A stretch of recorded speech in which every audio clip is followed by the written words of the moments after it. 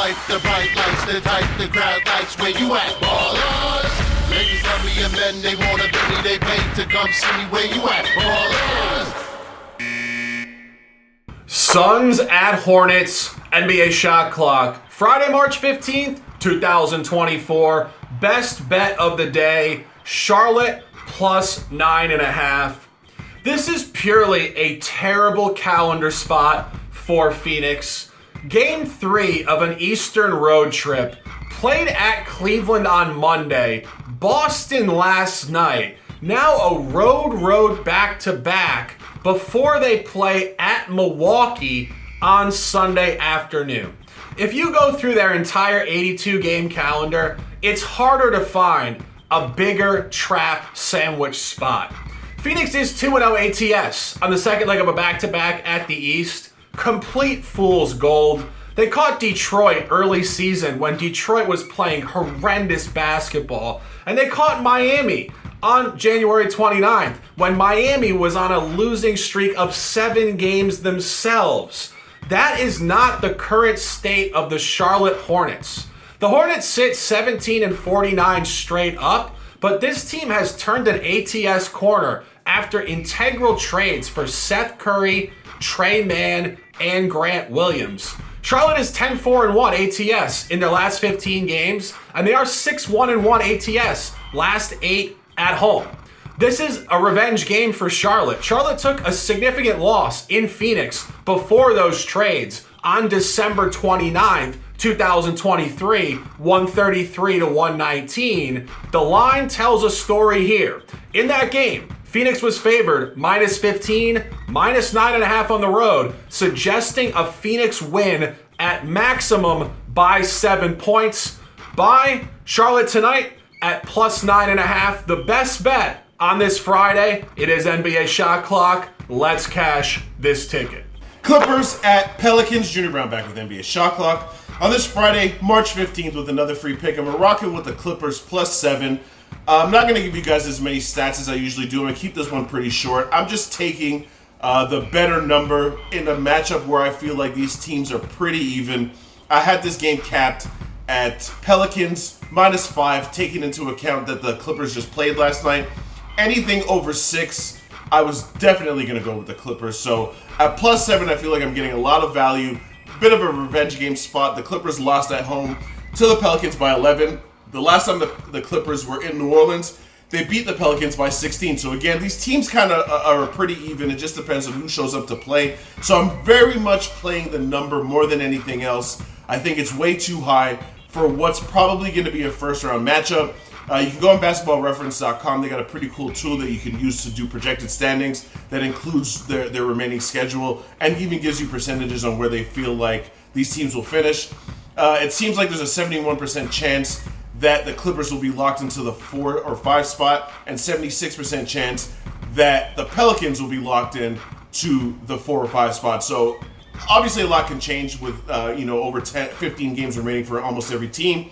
However, these teams know that they will most likely play in the playoffs, so I expect this game to have a playoff-like intensity, which again, to me, calls for a close game. 7 points is just way too many, so I'm playing the number here. Give me the Clippers plus 7. Let's end the week strong and cash another ticket, y'all. Heat at Pistons, 7 o'clock, Little Caesars Arena, Detroit, Michigan. NBA Shot Clock on this Friday, March 15th. A top lean in this game, Detroit plus 6.5.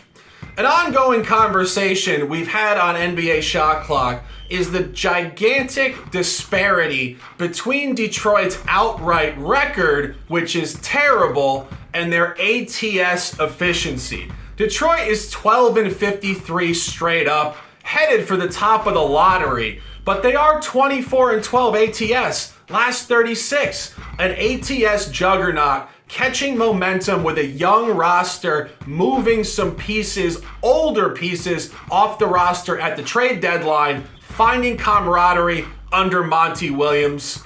Miami comes into tonight's game on a 4-game losing streak, theoretically a buy low, but this is a Miami team all year that has clustered big winning streaks and big losing streaks. And when they start to go bad, they don't necessarily bounce back anytime soon, and this is not where they will find peak motivation. Miami's already beaten Detroit twice at home this year, and they haven't covered the spread in either of them. These games are always close, and the line is telling you yet another tight game is coming. Miami's sitting at -5.5 on the road, catching some northward market steam, which will help our side here. Expected to win this game at most by 5 points. It is a beautiful Friday night. It is the Shark. It is J.A. Cavalier and Junior Browne. NBA Shot Clock. We appreciate you guys immensely. Please bet responsibly. Top lead in this game. Detroit +6.5. Let's dominate.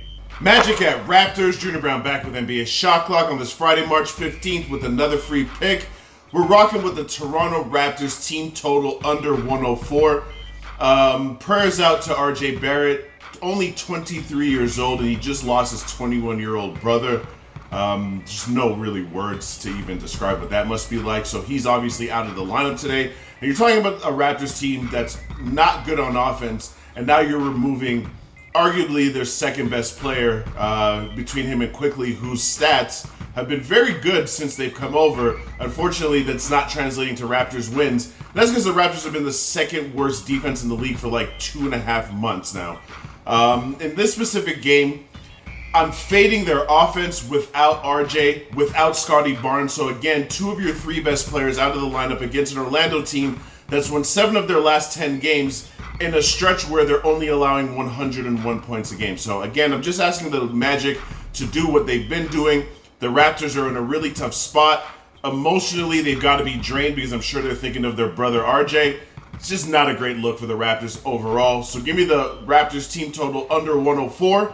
Let's cash yet another ticket, y'all. Nuggets at Spurs, 8:30 p.m. in Austin, Texas. A top lead in this game, NBA Shot Clock on this Friday, under 224.5. This is the second matchup this year between these two teams, dating back to November 26th, 2023, a bloated total in Denver, 132 to 120. Let the line number tell you the story. 252 total points, over 229.5. Now we see a line open at 226.5, getting steam down in the market. And you ask yourself why? This game is being played at the College Arena for the University of Texas at Austin. This is a marketing campaign from the Spurs to try to promote the team across different areas of Texas.